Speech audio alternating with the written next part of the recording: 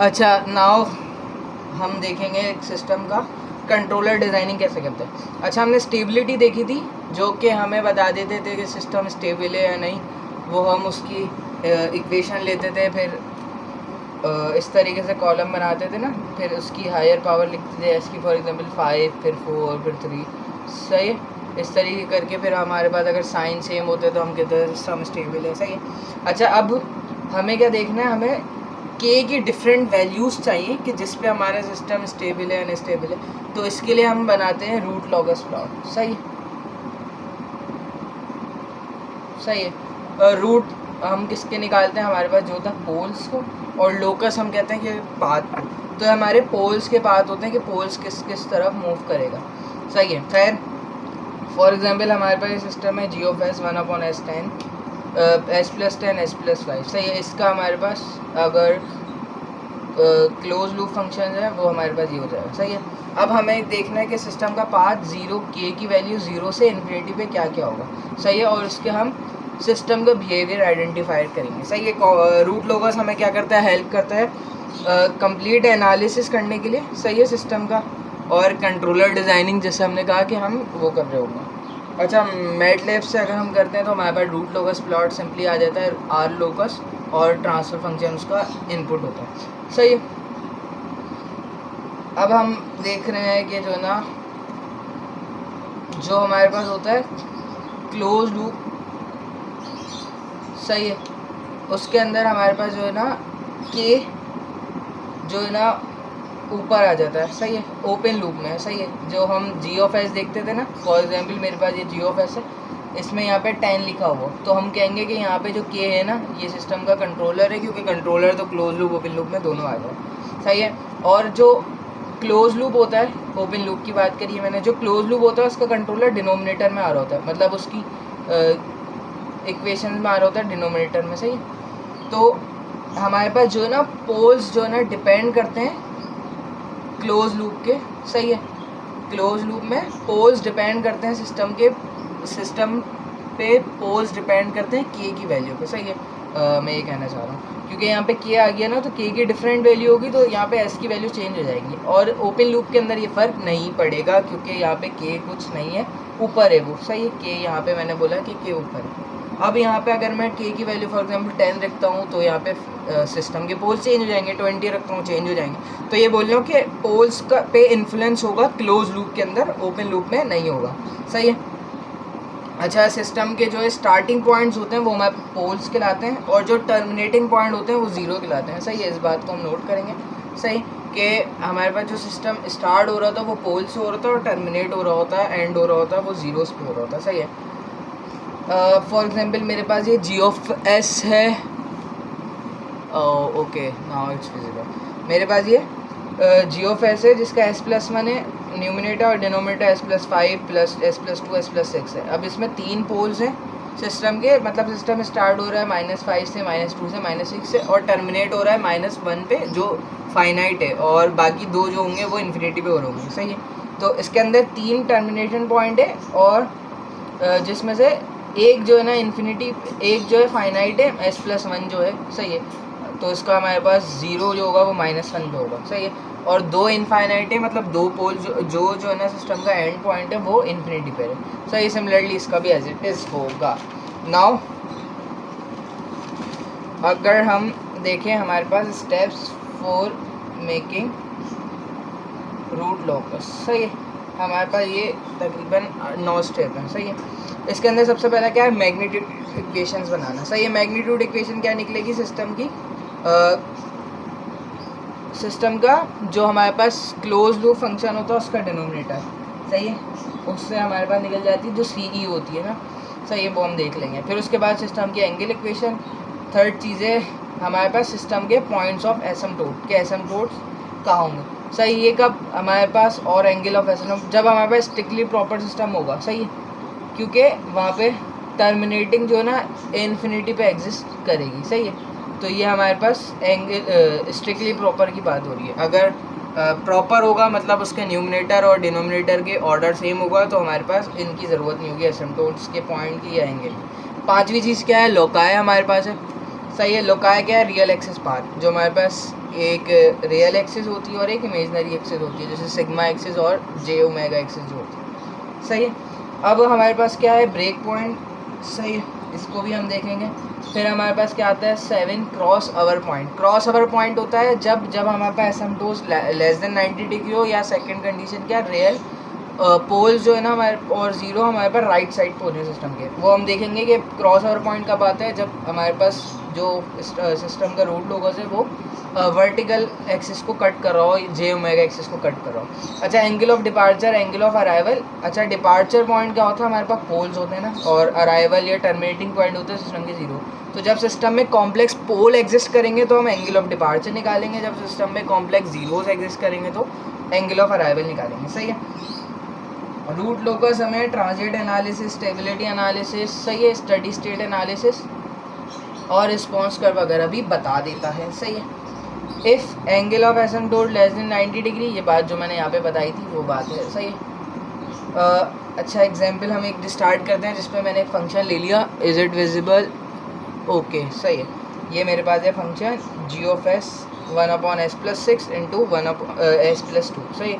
अब हमारे पास क्या है, हम जो है ना जी ऑफ एस यूज़ करेंगे। जी ऑफ एस हम किससे डिनोट करते हैं, हम कहते हैं ये ओपन लूप फंक्शन है, तो हम ओपन लूप फंक्शन लेंगे और उससे क्लोज लूप का जो है ना डेटा एक्सट्रैक्ट करेंगे। सही है। जैसे हमने इससे पहले स्टडी स्टेट एनालिसिस में क्या कि हमने ओपन लूप लिया था, लेकिन वो ESS दे रहा था। ESS कब आएगा, जब क्लोज लूप आ जाएगा। सही है। तो यहाँ पे भी वही बात आई है, इसलिए मैंने इसको बोला कि इंपॉर्टेंट पॉइंट।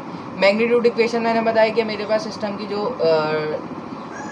TS का डिनोमिनेटर होता है, मतलब क्लोज लूप का जो डिनोमिनेटर है होता है वो ये होता है, हमने फॉर्मूला देखा था ना, तो 1 + k/GS/HS। सही है। यहाँ से अगर मैं k की वैल्यू निकालूँ तो k किसके बराबर आ जाएगा, -1/GS/HS। अच्छा, k हमारे पास क्या होता है, पॉजिटिव होता है ना, कंट्रोलर 0 से इन्फिनिटी पे एग्जिस्ट करता है, तो इसका मॉड अगर हम ले लेंगे तो माइनस साइन हट जाता है। सही। नाउ हमारे पास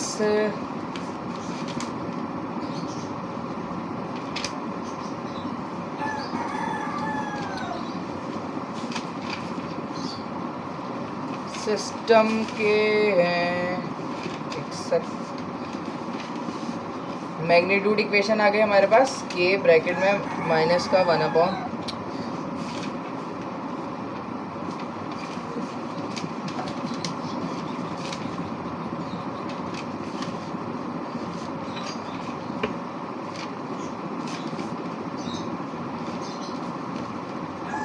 अब अगर हम देखें तो हमारे पास क्या है, थर्ड चीज़ पॉइंट ऑफ एसिम्पटोट या एंगल ऑफ एसिम्पटोट। सही है।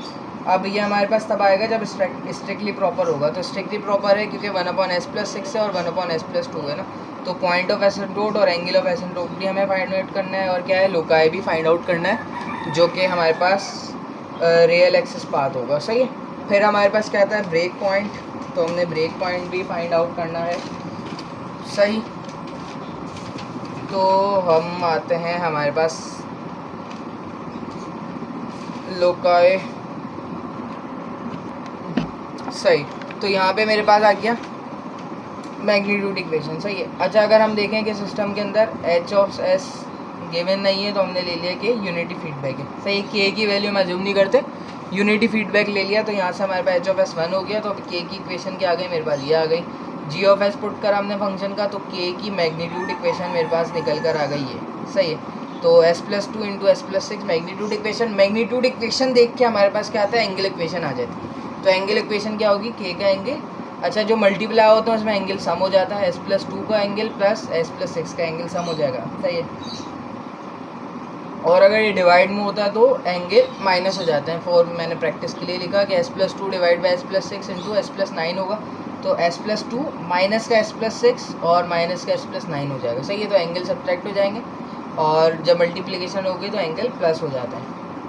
और एंगल के बाद हमारे पास क्या है, पॉइंट ऑफ एसिम्पटोट। सही है।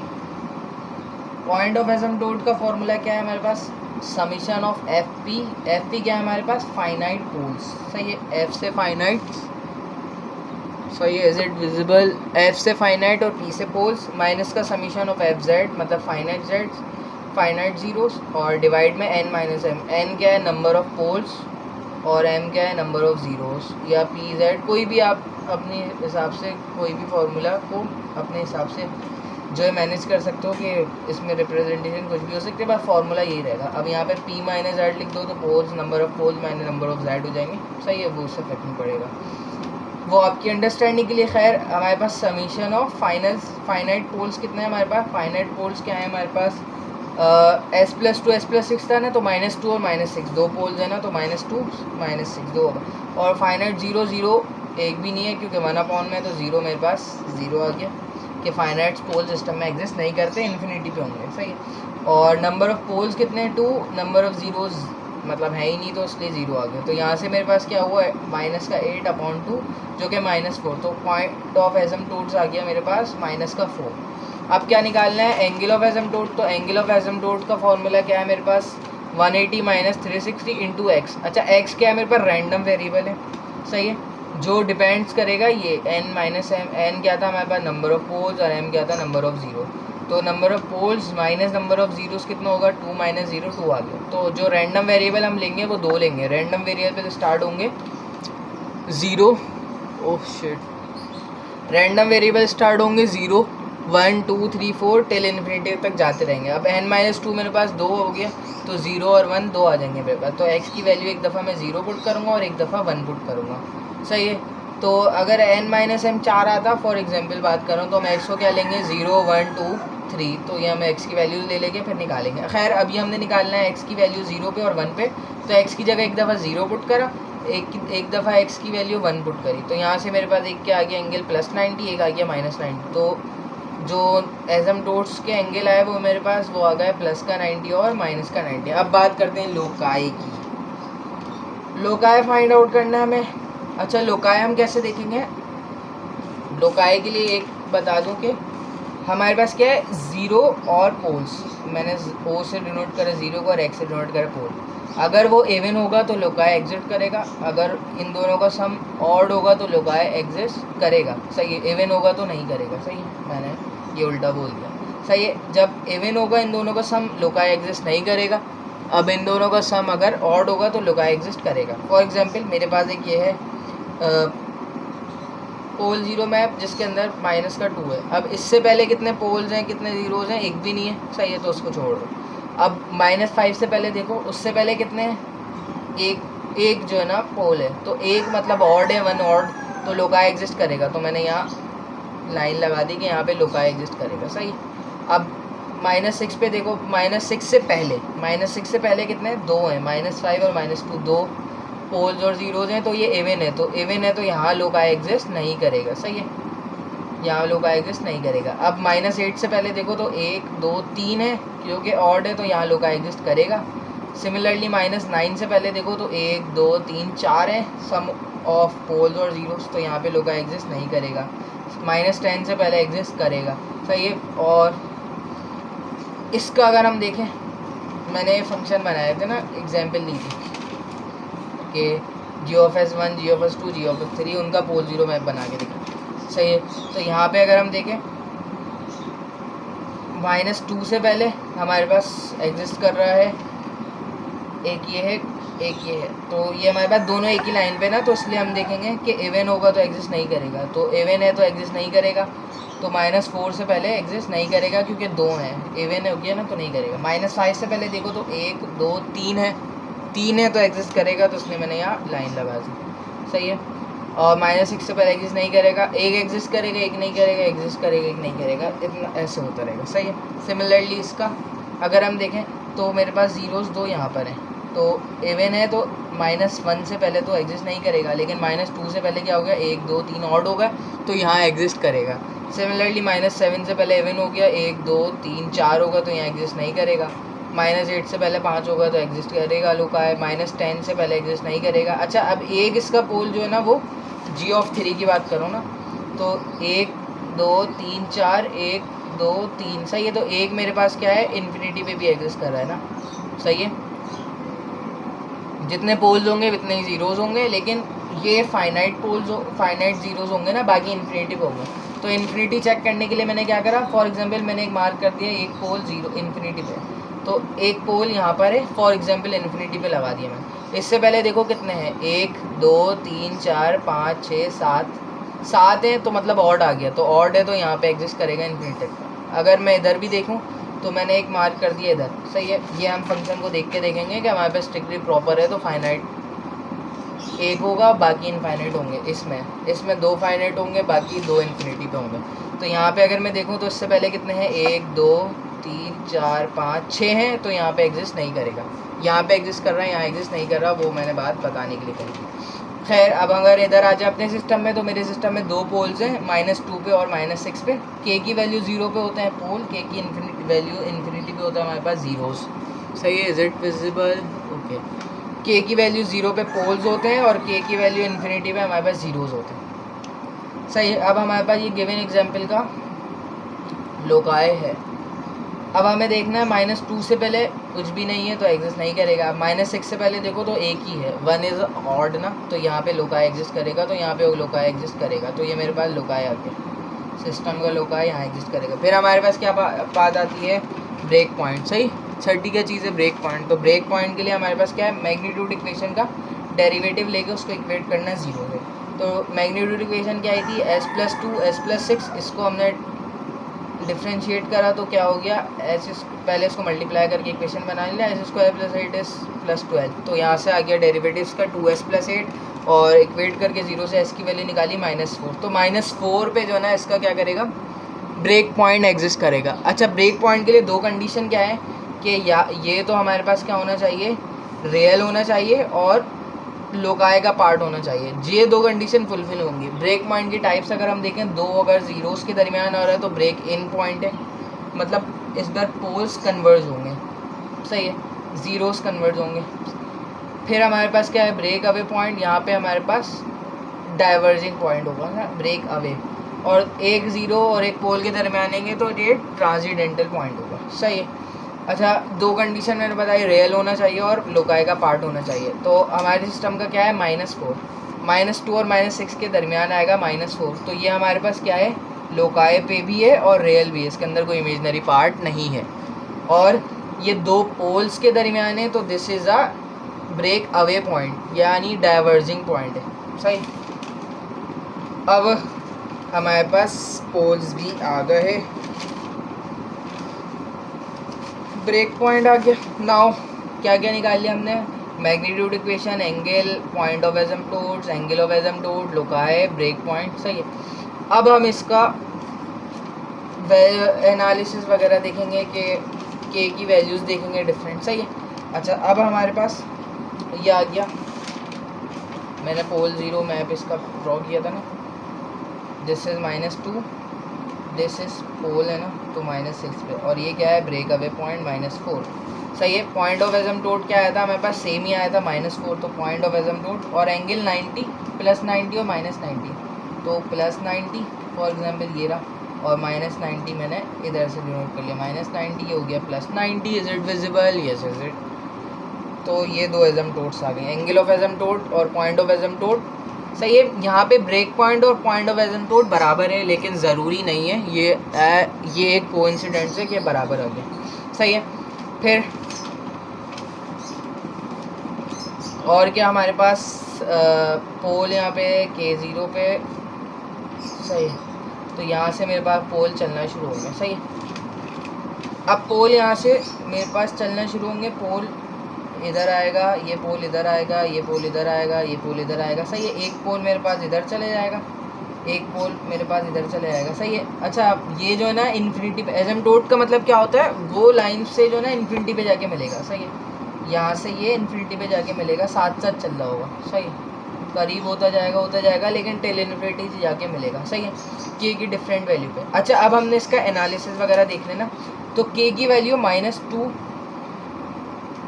जब 0 थी के की वैल्यू, तो सिस्टम के पोल्स क्या थे, -2 और -6। फिर के की वैल्यू जब हम बढ़ाएंगे, के की वैल्यू क्या करना है हमने, 0 से इन्फिनिटी लेके जानी है ना के की वैल्यू, सही है। फिर उस पर हमने सिस्टम के बिहेवियर चेक कर लेना। तो के की वैल्यू जब 0 होगी तो सिस्टम के पोल्स क्या होंगे, -2 -6, सही है। फिर के की वैल्यू बढ़ेगी तो ये पोल्स आगे आगे शिफ्ट होते रहेंगे, सही है। तो मैंने एक पॉइंट लिया, s = -4 पे, सही है, क्या है, ब्रेक पॉइंट, -4 पे। तो यहाँ पे क्या होगा, सिस्टम के रूट्स जो होंगे वो क्या होंगे, अभी तो -6 और -2 है ना, इस पॉइंट पे आके क्या होंगे, सिस्टम के रूट्स रियल एंड इक्वल हो जाएंगे ना, रियल एंड इक्वल हो जाएंगे। सही है, जब s = 4 आ जाएगा ना, क्योंकि ये पोल भी इधर आएगा इस पॉइंट पे, ये पोल भी इधर आ रहा होगा, तो इस पॉइंट पे सिस्टम के रूट रियल एंड इक्वल हो जाएंगे एट k = a पे। a अगर मैंने निकालनी है, इस a की वैल्यू क्या निकालेंगे, ये क्या है, k की वैल्यू जब s = -4 है, तो मैं मैग्नीट्यूड इक्वेशन पे गया। सही है, इधर मैंने क्या करा, मैग्नीट्यूड इक्वेशन पे गया, मैंने यहाँ s की जगह पे क्या पुट करा, s = -4 और यहाँ से k की वैल्यू निकाल ली। तो मैंने यहाँ से s = -4 पुट करके k की वैल्यू निकाली, जो कि आ गई 4। सही है, देखो यहाँ पे आ गई 4।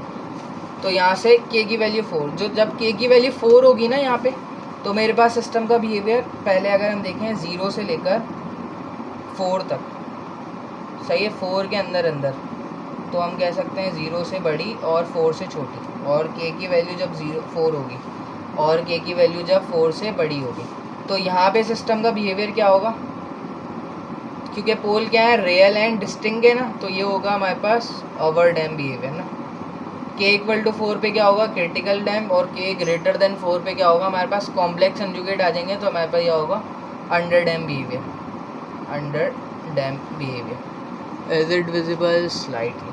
सही है, तो हमारे पास ये 3 चीज़ें आ गई। और सिस्टम क्या होगा, सब में क्या है, सिस्टम जो सिस्टम का हमारे पास पाथ है वो कहाँ है, लेफ़्ट साइड पे ना, राइट पे कुछ भी नहीं है, तो सिस्टम हमेशा स्टेबल रहेगा। ये सारी चीज़ें हमें यहाँ से पता चल गई। सही है, तो लेट k = a कहाँ पर है, s की वैल्यू -4 पे, ब्रेक पॉइंट पे। तो मैंने ये सारी बातें जो हैं वही लिखी हुई हैं जो समझाई थी। सही है, k की वैल्यू यहाँ से आ गई। फिर अगर मुझे k की वैल्यू कहीं पे चाहिए होगी, फॉर एग्जांपल मैंने बोला s = इस पे मालूम करके दिखा दो, तो यहाँ पे k की वैल्यू आ जाएगी। कैसे आती है k की वैल्यू, हमारे पास मैग्नीट्यूड इक्वेशन से आती है। सही है, तो यहाँ से हमें पता चल गया सिस्टम का बिहेवियर, क्या क्या बिहेवियर होगा सिस्टम का किस पॉइंट पे, और इसका रिस्पॉन्स कर भी बता दिया कि यहाँ पे क्या होगा, ओवर डैम, यहाँ पे क्रिटिकल डैम, और यहाँ पे अंडर डैम बिहेवियर होगा। तो रूट लोगोस से हमें ये चीज़ें पता चल जाती हैं। सही है, अच्छा, इसके अंदर एक हमारे पास स्पेशल केस भी आता है। सही है, स्पेशल केस में क्या होता है हमारे पास, स्पेशल केस क्या है, स्पेशल केस में 2 पोल और 1 0, 2 पोल और 1 0, ये हमारे पास होता है special case. For example s+2, s+3, s+4। सही है, तो ये हमारे पास अगर एक फंक्शन है g ऑफ n, तो हम क्या करते हैं, सिंपली रेडियस निकाल लेते हैं, पोल 1 × 0 प्लस पोल 2 -0। अच्छा, ये मैं चेक कर लेता हूँ। सही, तो ये है मल्टीप्लाई। सही है, हमारे पास स्पेशल केस। अब हमारे पास इसके अंदर ये है r क्या हमारे पास, रेडियस। सही है, रूट लोगोस का रेडियस। अच्छा, ये एक एग्जांपल है, ये भी क्लास वर्क की है कि s+2, इसमें क्या है, s+-4 is +8। सही है, तो मतलब ये क्या है, सेकंड ऑर्डर नीचे, ऊपर फर्स्ट ऑर्डर, तो 1 0 और 2 पोल्स। तो ये हमारे पास स्पेशल केस बन गया, इसके अंदर एक 0 है और 2 पोल्स हैं। अब यहाँ पे हम क्या करते हैं, सिस्टम का रेडियस निकालते हैं, जो क्या होता है, पोल -0, जो मैंने यहाँ लिखा था, multiply by second pole minus जो एक एग्जिस्टिंग 0 है। सही है, तो फॉर एग्जांपल यहाँ पे इमेजनरी नंबर है ना, 2 + -2j। सही है, तो यहाँ पे हमने वैल्यू पुट करी, इससे रेडियस निकाली कैलकुलेटर रख के, तो ये आ गया रेडियस 14.14 यूनिट्स। सही है, अब मैंने क्या करा, सिस्टम का जो पोल है ना, पोल का है -12 पे ना, तो -12 पे फॉर एग्जांपल ये मेरे पास पोल आ गया -12 पे। सही है, यहाँ से मैंने यूनिट कितने ले लिए, 14 यूनिट्स कुछ था ना, कितना था, 14.14 यूनिट। ये पकड़ के मैंने एक सर्कल ड्रॉ कर दिया। सही है, ये सर्कल लग नहीं रहा, लेकिन ये सर्कल ही है। सही, ये मेरे पास सिस्टम का एक पोल है, और 2 पोल जो होते हैं, ये 0 था, पोल किस पे था, एक +-2j पे। फॉर एग्जांपल मैंने बोल दिया प्लस का 2 माइनस का 2j। सही है, ये आ गया मेरे पास 2 प्लस का 2j, और ये आ गया माइनस का 2j। सही है, तो यहाँ पे मेरे पास ये 2 पोल्स आ गए। सही है, पोल से पास होता हुआ जाएगा ये। सही है, कहने का मकसद क्या है, पोल्स कहाँ होते हैं जब के की वैल्यू 0 होती है, जब के की वैल्यू 0 होती है। ये कब होते हैं, जब के की वैल्यू इन्फिनिटी होती है। तो सिस्टम के पोल्स यहाँ से चलना शुरू करेंगे, यूँ चलते हुए जाएंगे, यूँ चलते हुए जाएंगे, यूँ चलते हुए जाएंगे, ऐसे चलेंगे, ऐसे चलेंगे, ऐसे चलते चलते यहाँ पर आएंगे। फिर यहाँ से आने के बाद इधर आ जाएंगे, सही है। यहाँ से जा जाके इस पॉइंट पर आ जाएंगे, पॉइंट 12 पे, सही है। ये इस तरीके से इसका ट्रेस पॉइंट है, सही है। तो पोल्स यहाँ से आ जाएंगे, सही है। अच्छा, एक पोल्स क्या है हमारे पास यहाँ पर है, और एक पोल क्या होगा इन्फिनिटी पे, सही है। तो एक तो यहाँ आएगा और एक इधर जाएगा, सही है। एक इधर आएगा और एक इधर जाएगा, सही है। तो एक इधर आएगा -12 पे, एक इन्फिनिटी पे होगा, एक उधर जाएगा। ये क्या होगा, सिस्टम का ब्रेक पॉइंट होगा। ये हम चीज़ें सारी जो हमने जो स्टेप अब देखे हैं उससे भी कैलकुलेट कर सकते हैं, सेम आएगी, सही है। और ये क्या होगा हमारे पास सिस्टम का cross over point. Cross over point मैंने बोला था ना, जो हमारे पास इमेजिनरी एक्सिस को कट करेगा, this is cross over point, सही है। ये है क्रॉस ओवर पॉइंट, ये रहा क्रॉस ओवर पॉइंट, सही है। तो ये नहीं होगा सिस्टम का, ये कुछ भी नहीं है, सही है। तो यहाँ से हमारे पास चलेगा, ऐसे ऐसे करके इधर जाएगा और ये ऐसे करके इधर जाएगा, सही है। तो हमने स्पेशल केस भी देख लिया। अच्छा, हमारे पास क्या होगा अगर सिस्टम में कॉम्प्लेक्स पोल्स होंगे और कॉम्प्लेक्स ज़ीरो होंगे, जैसे इसमें था ना हमारे पास सिस्टम के अंदर क्या हुआ था, कॉम्प्लेक्स पोल्स आ गए थे। तो इसमें क्या होगा हमारे पास, कॉम्प्लेक्स अगर पोल आ जाते हैं तो हमारे पास क्या होता है, एंगल ऑफ डिपार्चर निकलता है। तो हम यहाँ से एंगल ऑफ डिपार्चर निकालेंगे तो ये हमारे पास एंगल ऑफ डिपार्चर आ जाएगा, ये एंगल ऑफ डिपार्चर आ जाएगा, सही है। क्योंकि सिस्टम के अंदर कोई एसिम्पटोट्स वगैरह नहीं आई ना इसमें। तो यहाँ से मेरे पास पोल निकलेंगे, ये एंगल ऑफ डिपार्चर होगा, इस एंगल पे निकल रहे होंगे पोल, इस एंगल पे निकलेंगे। फिर ये स्पेशल केस है तो हमने सिंपली सर्कल बना के सारी चीज़ें स्किप कर दी, सही है। तो एक हमारे पास ये छोटा सा पॉइंट होता है। अच्छा, इसमें अगर हम सिस्टम का एनालिसिस करके देखेंगे तो क्या होगा, जब के की वैल्यू 0 से यहाँ तक आएगी तो यहाँ पे क्या होगा, सिस्टम राइट साइड पे होगा, तो उसको हम कहेंगे इंक्रीज इन ऑसिलेशन है, जो कि अनस्टेबल हो जाता है। फिर एट दिस पॉइंट पे, क्रॉस ओवर पॉइंट पे सिस्टम क्या होगा, मार्जिनली स्टेबल, सही है। फिर इसके बाद जो भी सिस्टम होगा वो क्या होगा हमारे पास, स्टेबल सिस्टम होगा, सही है। तो इससे पहले जो जो चीज़ें होंगी वो हम कहते हैं इंक्रीज इन ऑसिलेशन है। तो क्रॉस ओवर पॉइंट से लेकर इस ब्रेक पॉइंट से पहले तक ये हमारे पास क्या थे, कॉम्प्लेक्स कंजुगेट की पेयर में थे। तो अंडर डैम बिहेवियर होगा यहाँ पे सिस्टम का, और ब्रेक पॉइंट पे क्या होगा, रियल एंड इक्वल हो जाते हैं तो यहाँ क्रिटिकल डैम हो जाता है। और ब्रेक पॉइंट के बाद -12 से पहले ये हमेशा रियल एंड डिस्टिंग्विड में होंगे, तो ये हमारे पास हो जाएगा under dam over dam behaviour. तो पहले क्या होगा यहाँ पे, कि जब यहाँ से चल के पोल यहाँ से चल के यहाँ तक आएगा तो इंक्रीज इन ऑसिलेशन, यहाँ से चल के यहाँ आएगा तो सिस्टम क्या होगा हमारे पास, अगेन बताता हूँ। पोल यहाँ से चल के यहाँ तक आएंगे तो इंक्रीज इन ऑसिलेशन, जब पोल यहाँ से चल के यहाँ पर आएंगे तो सिस्टम कॉम्प्लेक्स कंजुगेट यानी अंडर डैम बिहेवियर। जब ब्रेक पॉइंट पर आ जाएंगे तो सिस्टम क्या होगा, क्रिटिकली डैम। जब ब्रेक पॉइंट से आगे जाएंगे तो सिस्टम क्या हो जाएगा, ओवर डैम। तो ये सिस्टम का बिहेवियर हो जाएगा। So that's all for this video. If you have any question you can ask in the comment section. अल्लाह हाफिज़।